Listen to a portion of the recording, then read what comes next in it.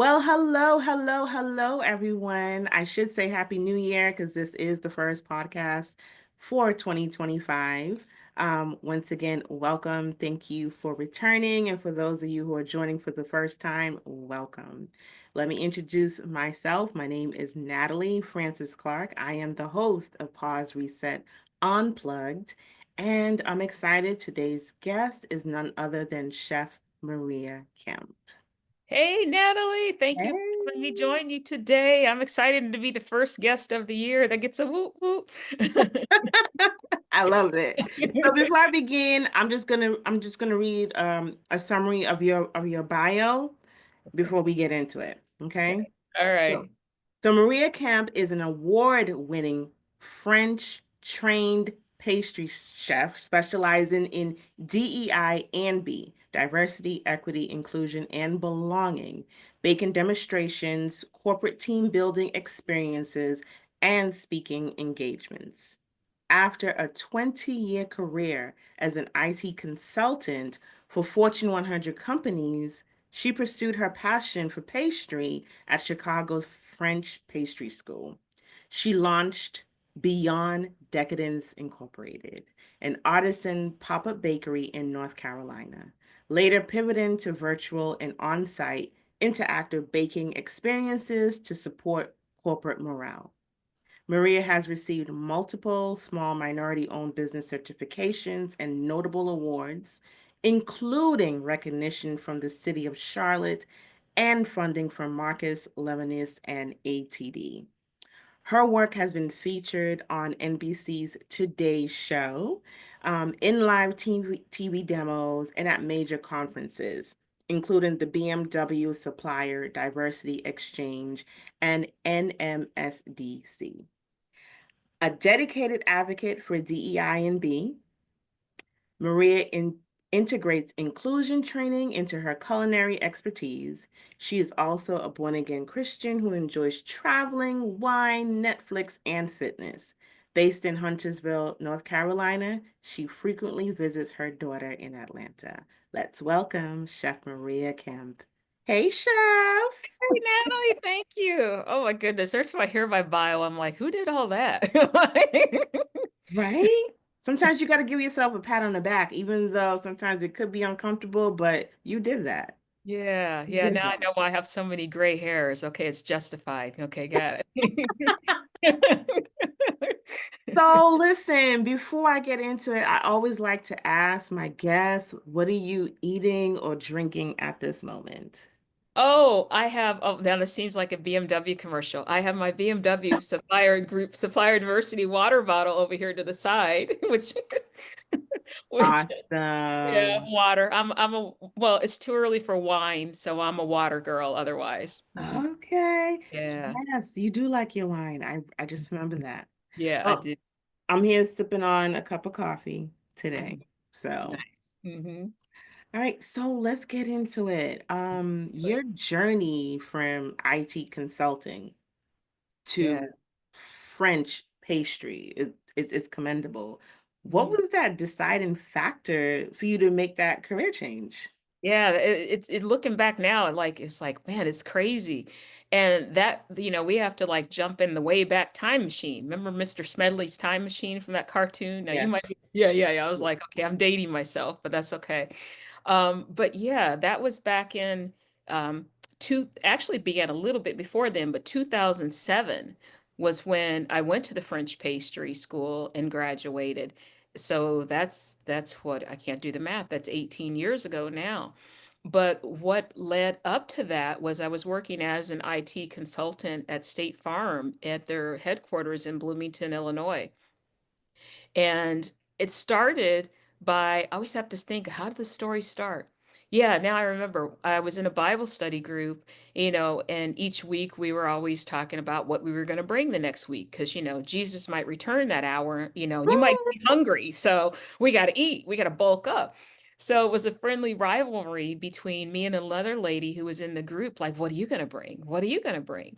And that triggered and reminded me how much I like to bake because I had been in the IT world as a senior IT consultant in various contract roles for years at that point. And so I kind of forgot all those lessons with my mom, pulling the step stool up to the counter, which I talk about on my website on the About Us page, and learning how to bake. I forgot about it because you're busy working, you got to make money. I was a single parent, you have a child to raise. So I was forgetting about all those previous, formative experiences.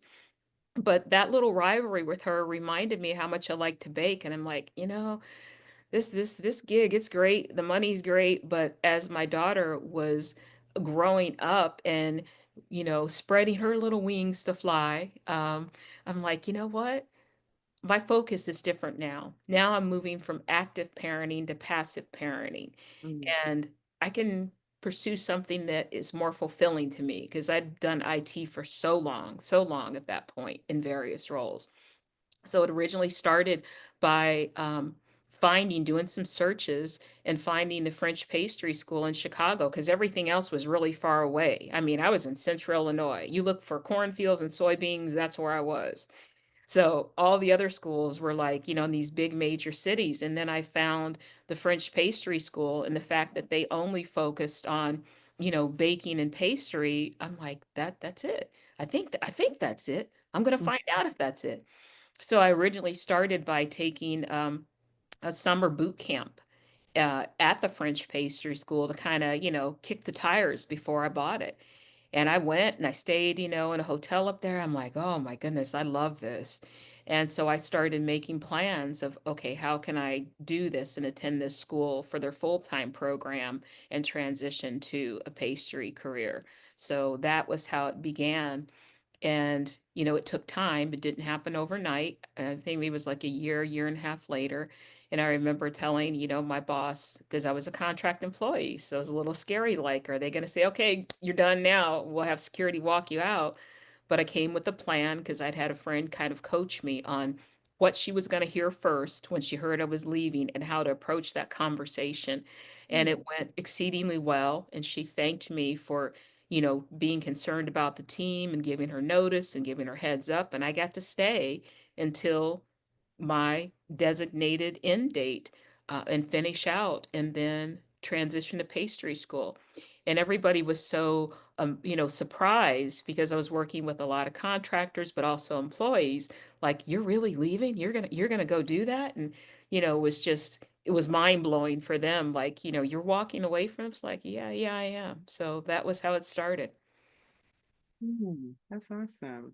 So, throughout the transitions, what key lessons have you learned about adaptability and reinventing yourself?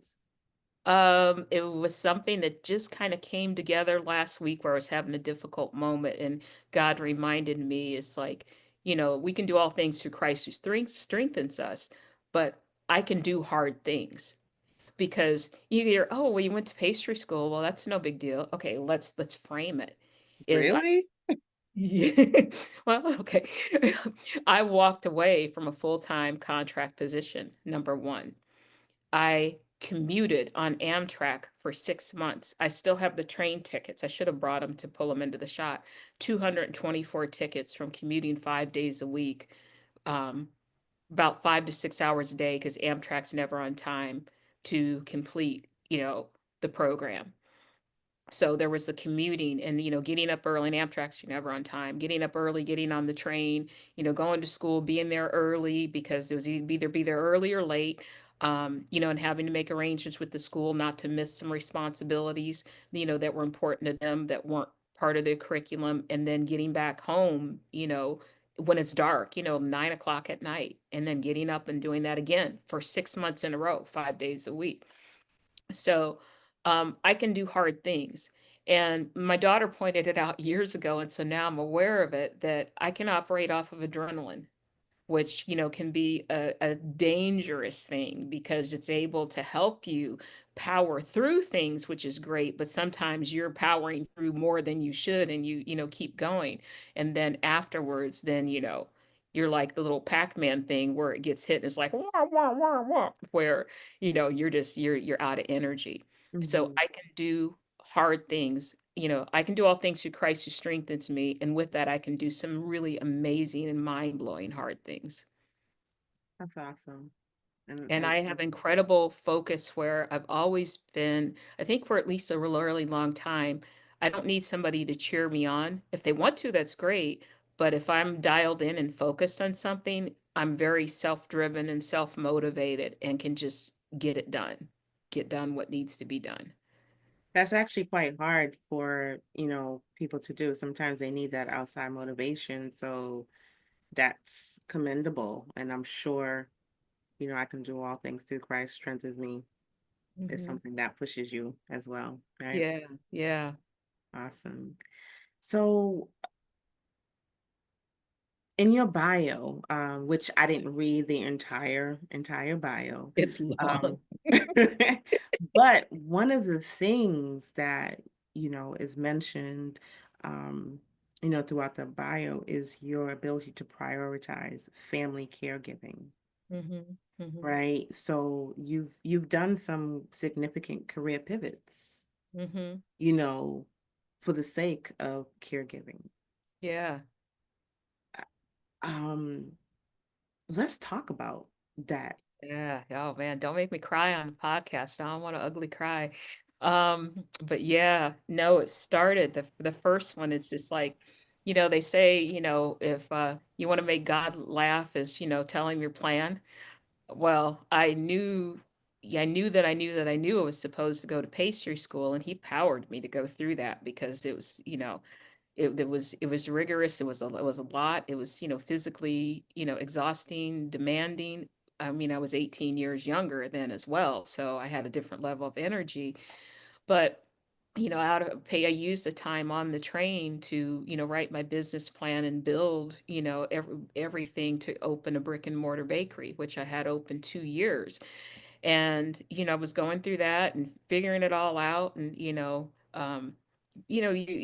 learn as you go through it. But then my mom had a stroke, and I knew that day something was wrong because we were scheduled to talk, and I couldn't get a hold of her, and had the apartment manager finally, break into, her apartment or go into her apartment. I called her back, like, she okay? And like, no, she's down. Okay, what does that mean? We've called the ambulance. And so in that moment on was it May 10th? No, May 20th. I always mix up the date. May 20th of 2010, everything changed. Um, and at first I was trying to manage, running my bakery single-handedly. My daughter, was in as a part-time employee some of the time, but she was young. She wasn't invested and didn't have the same, level of interest that I did because she was a teenager. Uh, but I was managing, trying to run the bakery, and then the constant calls from the nursing home.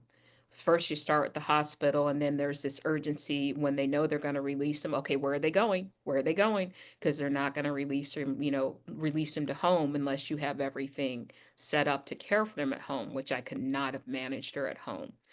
So there was all the nursing home stuff, and the nursing home calling, your mom's doing this, your mom won't do this, we need you to come to do this, we need you to come to do that, just blah, blah, blah, blah. I mean, you're going through all the emotional fallout of my mom is not the same.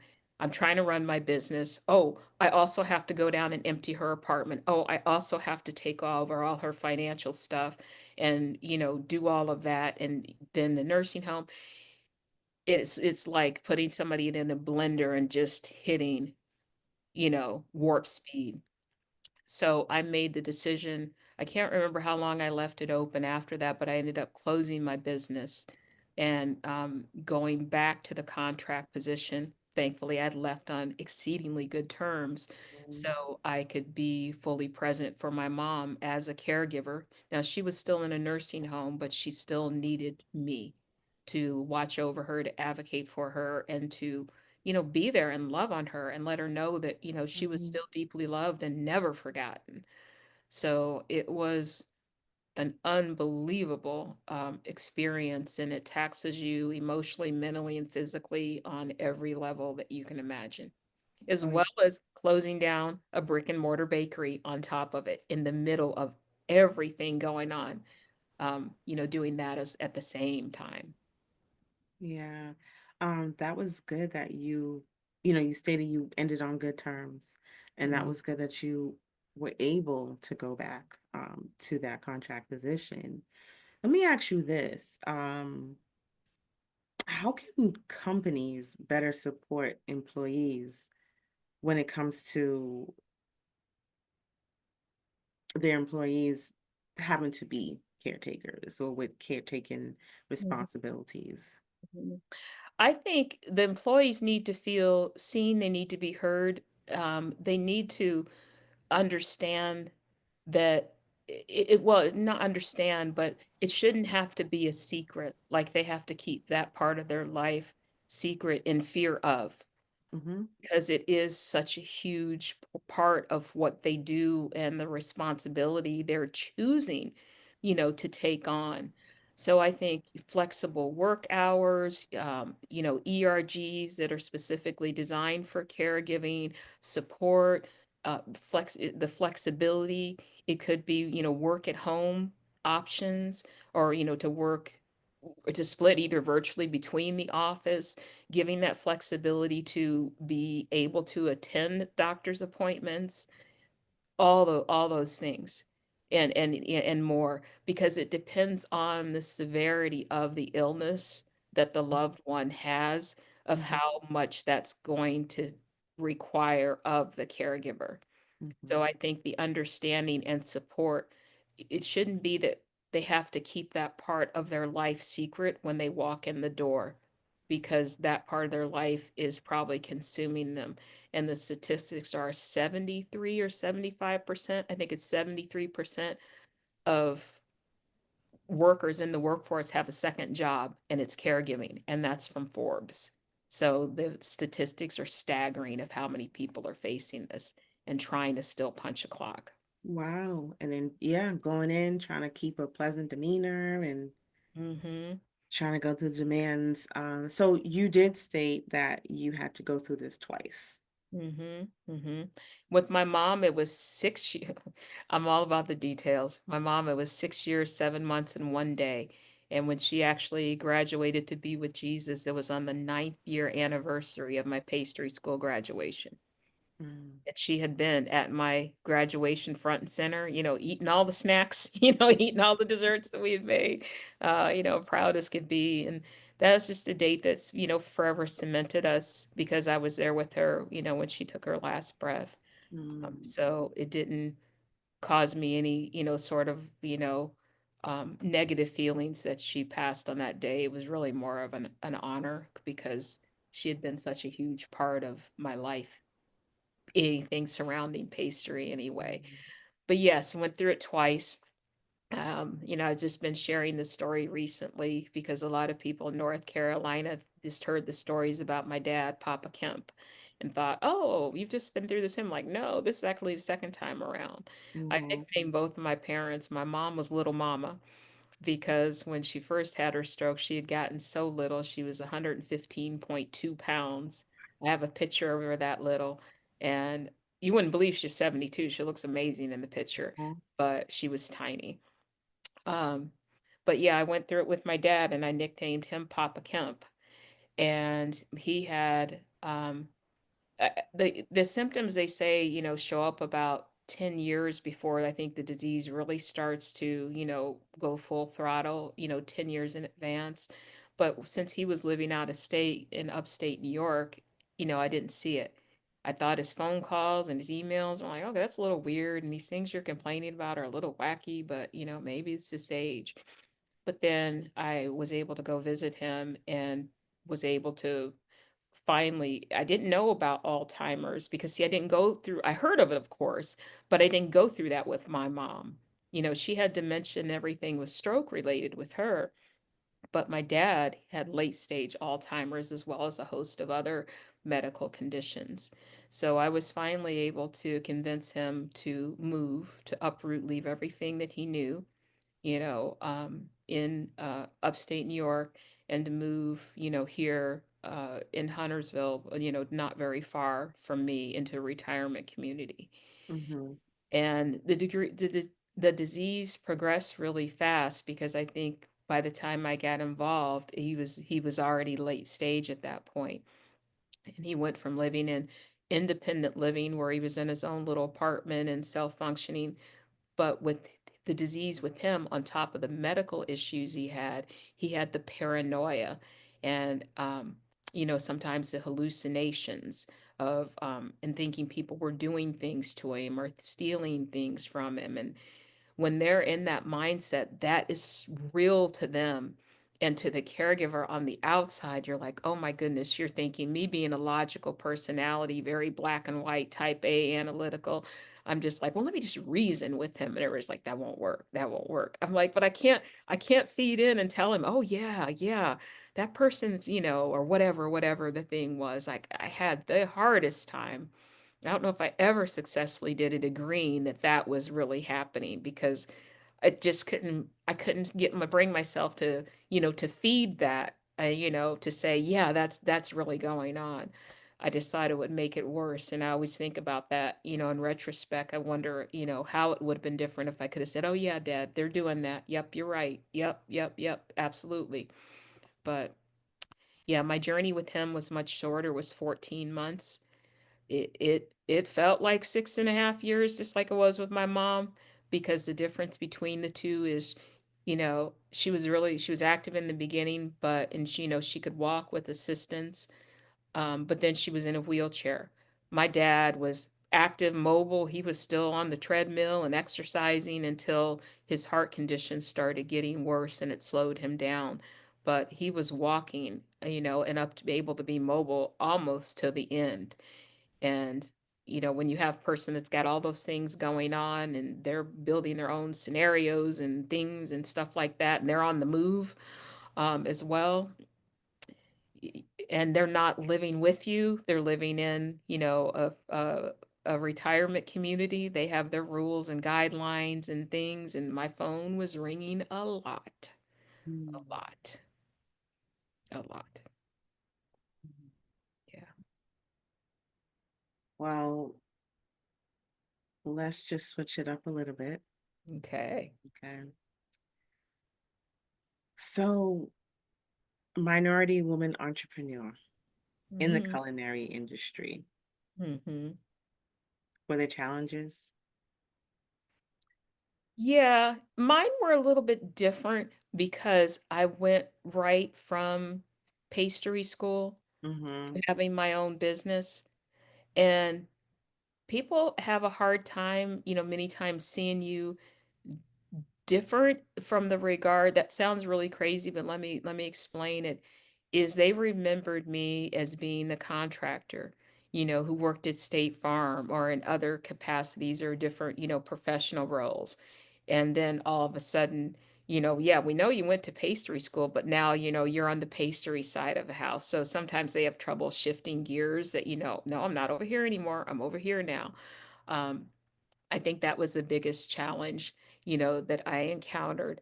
And I learned a lot, having a brick and mortar bakery. I mean, you learn a lot when you have any business, but that was my first time into having a brick and mortar business. And Mm-hmm. so you learn some things on the bleeding edge. You like to go in and think you know everything, but there's a lot of things you're going to learn once you actually have it and open the doors. So, yeah, that's the biggest thing. I'm sure, being, a minority owned business, had unique challenges as well. Um, that goes way, way back, way, way back. So I can't identify, anything specific right now, but just being a business owner and going through all the ups and downs and roller coaster of that, brought its own unique set of challenges, in itself. And I knew from pastry school that I didn't want to go into, the restaurant business or work on a cruise ship or a hotel, or any of those things. I was a little older. I was a non-traditional student when I went to pastry school. So opening a brick and mortar bakery was what I chose to do. And I learned a lot of good lessons, and I learned a lot of lessons, that, maybe I don't want to repeat that lesson again. Mm-hmm. Mm-hmm. Hmm. Yeah. What advice would you give someone who would like to start a pastry business, or even just pivoting from a career that's totally different? into something else. Well, what advice would you give them? I think you need to do a lot of research, but you also need to make sure that you can either watch or spend some time with people who are already doing what you think you want to do. And I'm Hmm. not talking about just 5 minutes or a 30-minute Zoom call with them. Spend some real time with them and shadow them and offer to do it. We called it in pastry school a stage, spelled just like stage, but only it's pronounced stage, because the French have to be different. And so, you make arrangements and you work at a business, you go into a business and, you work a shift basically for free for them. But I think doing that um, for a defined period of time so you can really see what it consists of, because especially in the pastry world, everything is glamorized because we have the Food Network and all the shows, and they only show you the glitzy part that shows well on TV. They rarely talk about pricing or how long it takes or all the challenges that you'll run into from, sourcing ingredients to packaging to, transporting to setting up and just all the million things that can happen or that people will ask you to do, and you need to know which ones you can do and which ones you need to say, no, I'm sorry, I can't do that for you. So I think spending some real time so you know that you know that you know, um, and to make sure that you don't open before you're ready, because once you crack that egg, you can't put it back in the shell. If you miss something or you need more time to figure something out or just whatever it is. So I think a lot of research with people who are doing already what you want to do and have an overabundance of money, because you'll probably need twice as much as you plan for, in order to finance your business, because you cannot do this approach, build it and they will come. That's that's that's not the way it works. You need to make sure you build what people are already asking for and where they're already buying, and make sure you're not in an area that's already saturated with whatever you're offering. Hmm. Hmm.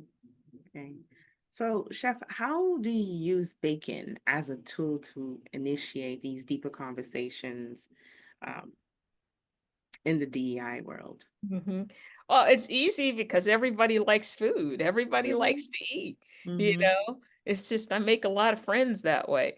Hmm. But yeah, I found a unique way to, integrate dessert into the conversation. So that way, as I'm explaining the concepts through definitions or through pictures and graphics, I can also use the desserts to mimic, for lack of a better word, that definition.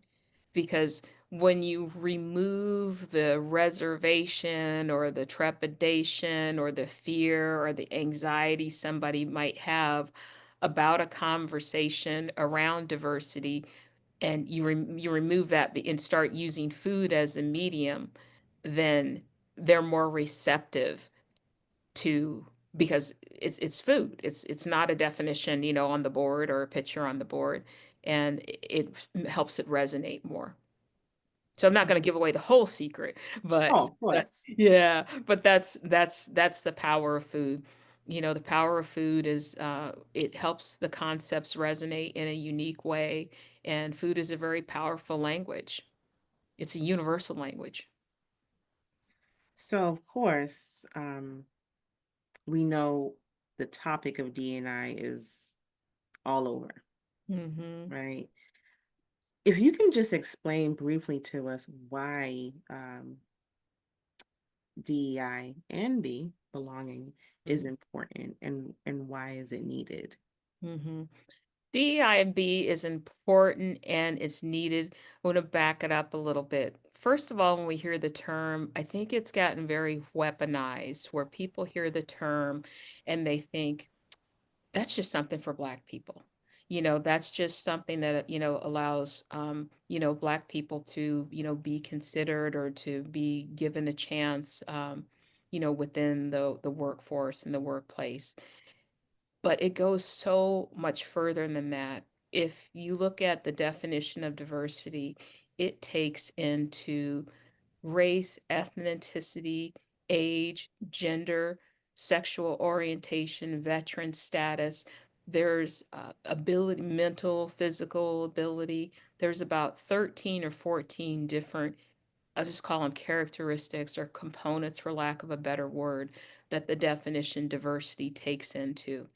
So what's happening now and how we're seeing it's being, weaponized is I don't think people truly understand how many people are going to be affected by that. Even like, companies who rolled, and I won't call anybody by name, who have rolled back their policies. I stop and wonder, like, what is that going to do to them actually giving, like, the disabled an opportunity to, work at their establishment to where there's actually goals in place so that they make sure they, have a variety of different individuals from different ethnicities, backgrounds, mental and physical abilities. Even the elderly, come into that as well. So that you're not just hiring a bunch of, Gen Z or a bunch of millennials. So that's why it's so important. So it's not just, just kind of like I can't think of the word. It's not just one where it's just same, where, everybody who works with you, looks like you, talks like you, has the same life experience as you.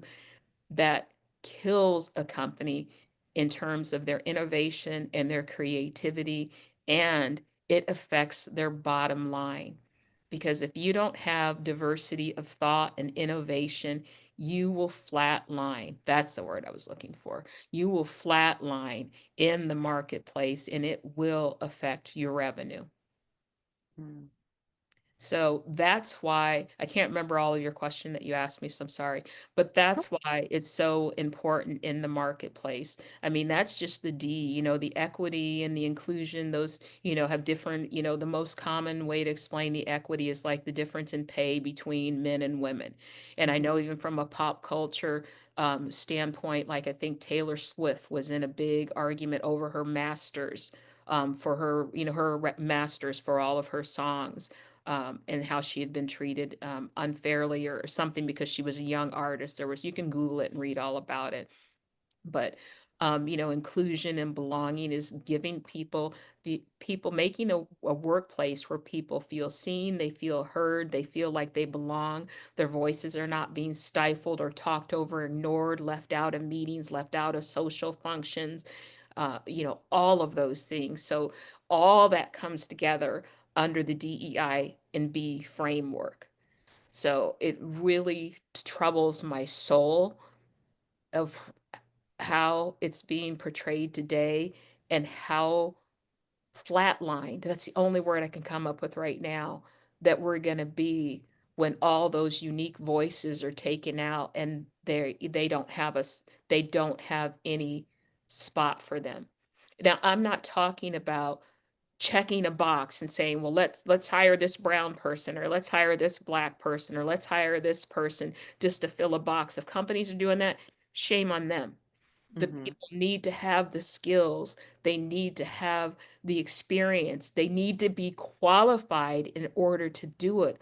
All we're saying is, okay, when you're looking to fill this role, can you pull somebody who meets the qualifications from this pool of people?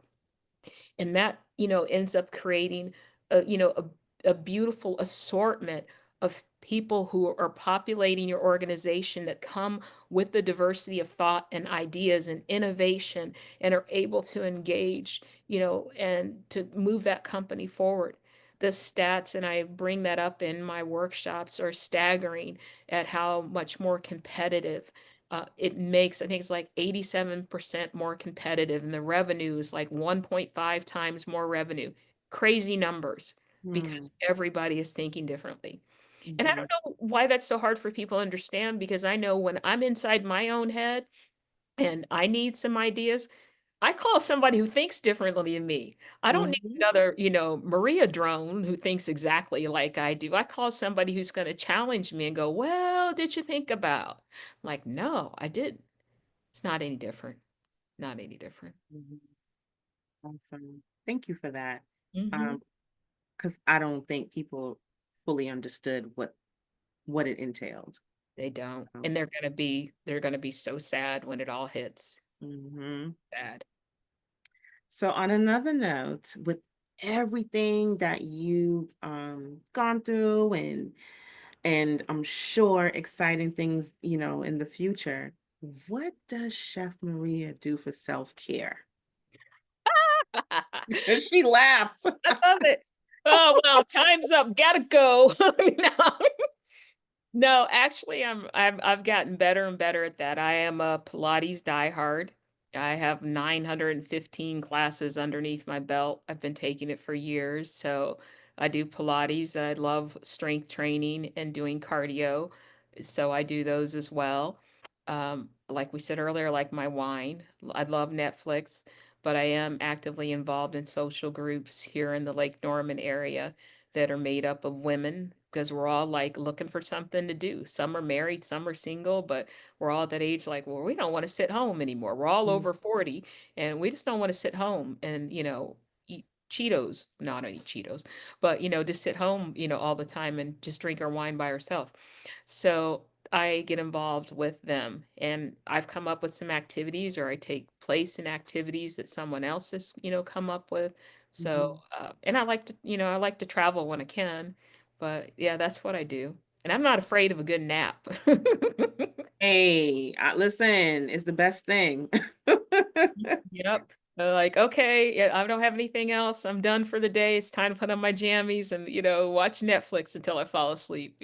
So yeah, that's what I do. And also, from a spiritual perspective, I try and always further my relationship with God and, read and study and pray. I mean, some days you do better at it than others, but at least it's something to continually strive to Mhm. improve at. Mhm. Well, Chef, I want to thank you for being my guest today.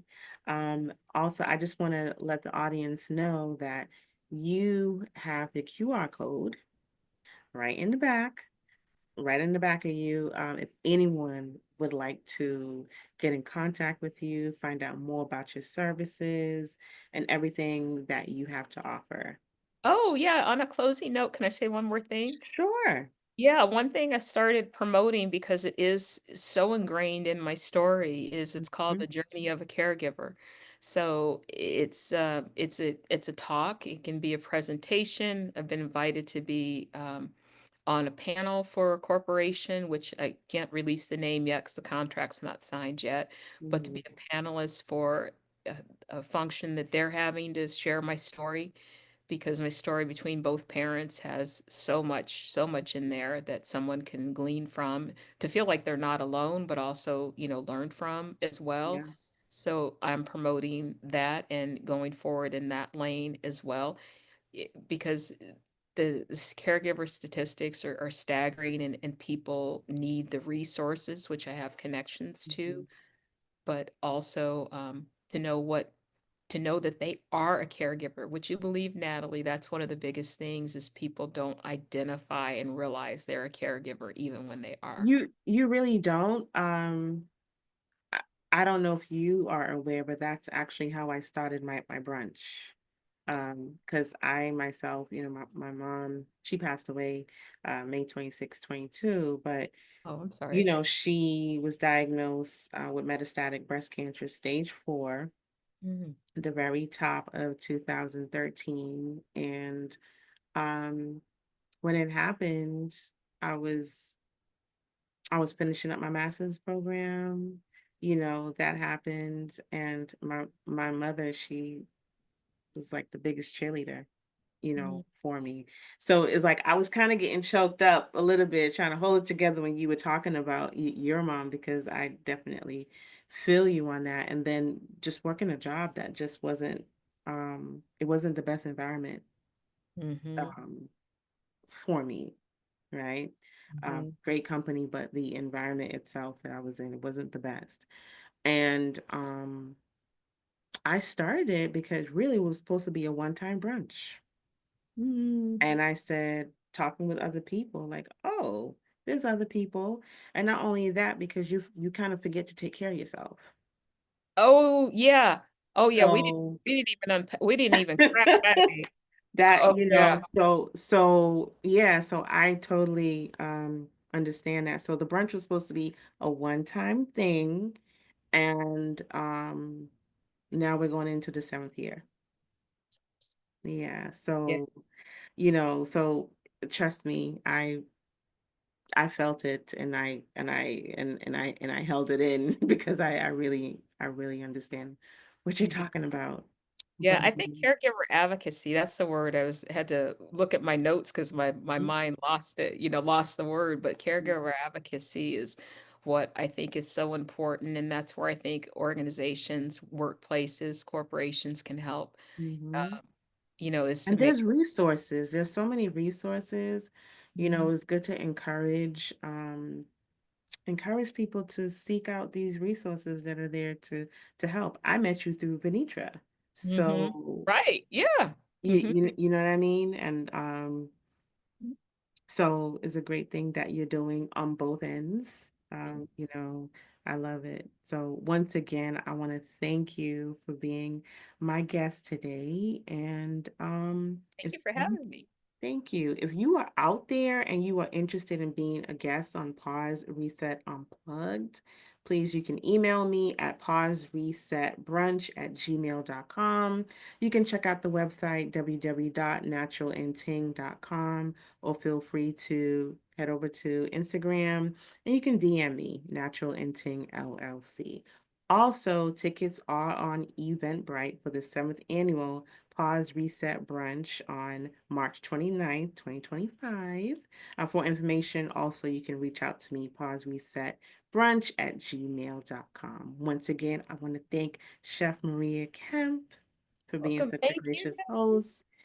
And I just want to say, have a great day, everyone. Bye, everyone.